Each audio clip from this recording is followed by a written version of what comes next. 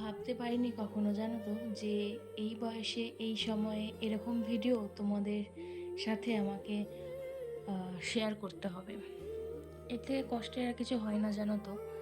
তা সত্ত্বেও আমি শুধুমাত্র আমার বাবার স্মৃতিটুকু ধরে রাখার জন্য আজকে ভিডিওটা করে রেখেছি। কখনোই তো সেভাবে শেয়ার করা হয় না। তো আজকে যেহেতু বাৎসরিক কাজ, বাবার যেহেতু 1 বছর হয়ে গেছে, বাড়িতে যে জন্য হরিনাম দেওয়া হচ্ছে এবং বাবার কাজও হবে আমাদের বাড়িতে। তো সেই স্মৃতিগুলো যাতে একটু হলেও ধরে রাখতে পারি, সব কিছু যাতে আমার পেজেতে রয়ে যায়, যখন ইচ্ছে হবে দেখতে পারবো। তো সেই সব এর জন্যই আজকে ভিডিওটা করা। তো চলো আজকে ভিডিওটা শুরু করি। তো hello guys, welcome back to my channel. কেমন আছো তোমরা সবাই? আশা করছি ভীষণ ভালো আছো। ভগবানের কাছে প্রার্থনা করি তোমরা সবসময় খুব ভালো থেকো।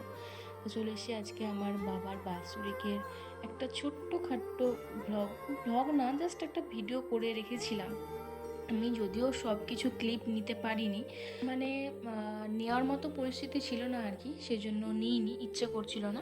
যতটুকু মনে হয়েছে যে একটুখানি করে দেখবো, একটুখানি করে রাখবো, ততটুকুই তোমাদের সাথে আমি শেয়ার করেছি। কেউ প্লিজ খারাপ মন্তব্য করো না, কারণ আমরা জানি আমরা কি হারিয়েছি, আর আমাদের কষ্টটা তো তোমরা নিয়ে নিতে পারবে না। তাই ওই বলে না যে মায়ের থেকে মাসির দরদ বেশি, তো সেরকমভাবে কেউ কিছু কমেন্ট করতে এসো না প্লিজ।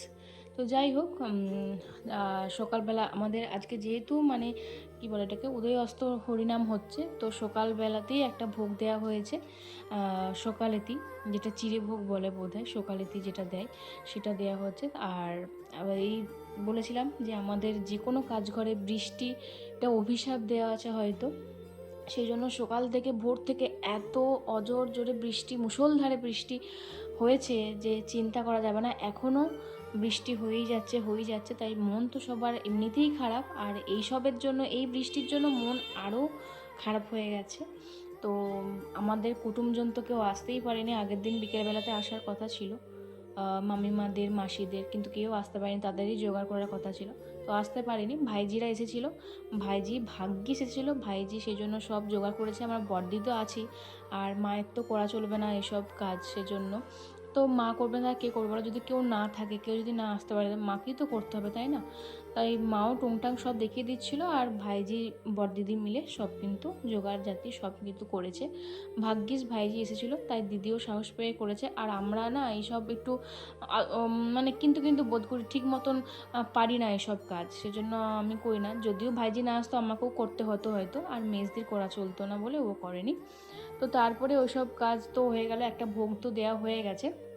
তারপর একটুখানি বেলা হয়ে গেছিলো, মুড়ি খাওয়ার মতন কেউ ছিল না, মানে সবার খাওয়া হয়ে গেছিলো, আমরা এই কয়েকজন বাকি ছিলাম। তো মামিমা এসেছিলো, মামিমার সাথে যে আমিও খেয়ে নিলাম। ঘুগনি মুড়ি আমি খুব একটা খেতে ভালোবাসি না, তাও যতটুকু পেরেছি খেয়ে নিয়েছি। তারপরে এসে তো আমার বাবার কাজ শুরু হয়ে গেছে এদিকেতে।